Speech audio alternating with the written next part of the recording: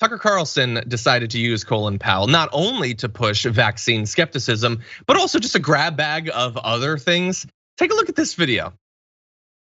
Toward the end of his life, Powell sometimes said that his remarkable career was proof that affirmative action worked. But it always seemed like a half-hearted talking point. Anyone who knew Powell personally can confirm that he was as impressive as any person in the US government, and far more than most of them. He was legitimately smart, deeply knowledgeable about the world. He was openly patriotic. He was hardly a diversity hire.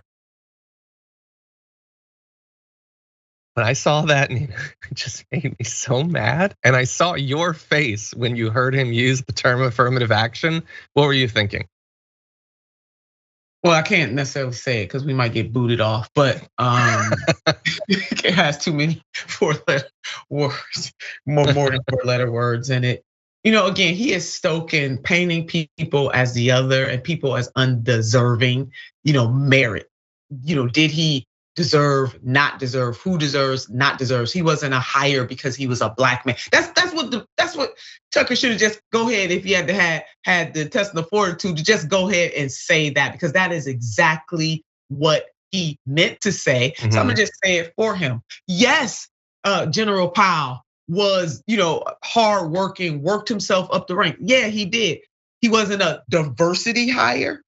Again, painting Black people and other people of color as somehow they can't or we can't achieve something based on our skills and abilities. It has to be something extra special. But what he doesn't talk about is the extra special hiring that has gone on in this country for a very long time and is still going on in this country. And guess what? It was based on white maleness with money, land owning white maleness. And in the 21st century, it is about your wealth, being ultra wealthy, because not just wealth. So he never wants to talk about that kind of stuff. But this is his bread and butter, John. This is what he does, and he does it very 100%. Well. Because people believe him when he's saying this stuff. He could just give the man, just give him credit. You had to throw that he's not a diversity hire, as if every other Black person or person of color or woman, for that matter, is some kind of diversity hire. Yep. Yeah. I'm sure what Colin Powell would have liked is for him to be used to degrade millions of other Black men and women. And that is what Tucker used him for, because you're right. He knows his audience, and his audience wants that. They hate anything having to do with affirmative action or anything. And so Tucker Carlson does what he's gonna do, which is give them an entirely fictional, made up idea of what affirmative action actually is and what reality is. And the reason I think this is worth focusing on, at least briefly, is I want people to understand that while I can't necessarily suss out how much of the thing you just saw there, which we see in a lot of people, Ben Shapiro does this every day, is stupidity and a lack of ability to understand the world, or just outright dishonesty. In all likelihood, it's a mix of two. It's stupidity and dishonesty. Because what he just said is diversity hires are hired instead of people who are better. Affirmative action is about putting someone in who's not as good as the other people you could have who are not diverse. And I know that because he said Colin Powell didn't need that, he was better. But that's not what any of this is about. Tucker Carlson either believes or would have you believe that hiring was always honest and fair. And so what we needed then was affirmative action to get all these lazy, stupid slackers, and we lift them up, rather than affirmative action being about correcting the already established centuries-long bias against a variety of different classes, colors, creeds of people, and all of that, which is the truth. And so again, I don't know if it's stupidity or dishonesty, but Tucker Carlson would have you believe, and he definitely knows his audience wants to believe, that it has always been fair, that there has never been any discrimination.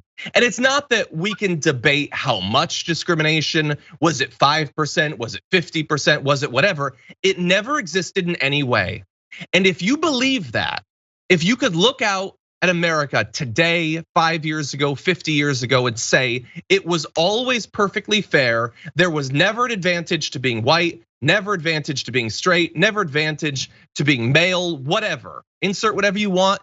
then you fundamentally are out of your goddamn mind and you don't understand anything about this country. How could we trust anything about your evaluation of American politics, society, culture, if you can't recognize that?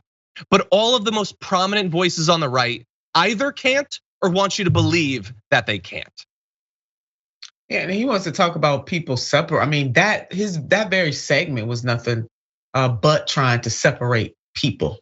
That's what Tucker Carlson does the best. And he has the market on it. I'm telling you, he really does. He is very good at that. But what you laid out is the absolute, we have to face our history as a nation and a world. Just face it, the good, the bad, and the ugly.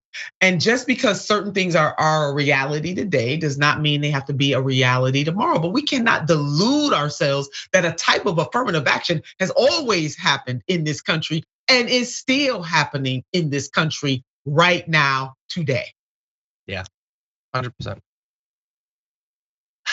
They want to continue, like they just desperate for people to have the same racism of the previous generations, and it's probably going to work. It's probably going to work because it's not just Fox News, and Tucker Carlson's 70-year-old audience.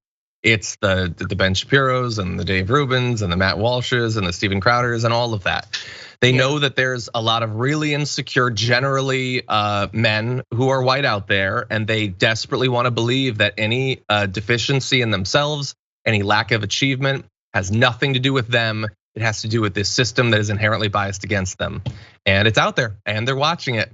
And we're gonna be dealing with the ramifications of that in politics for decades. For a long time. And it's not just Republicans either, John. I know we're moving on. Oh, 100%, you're totally right. You're totally right. Some of these so-called woke folks, they do the same thing. Look what just happened to India Walton. I know you saw that, where the chair of the New York State Democratic Party compared India Walton's campaign to that of compared her candidacy to that of David Duke. Really? Oh, don't worry, we're gonna be talking about that. I knew you were gonna have thoughts on that. You're 100% right. I sometimes broad brush. It ain't just the Republican Party. It's literally everyone to one degree or another.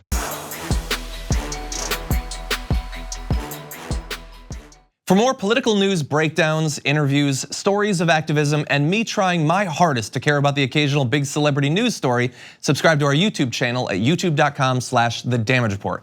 And you can ring the bell wherever it is so you don't miss anything.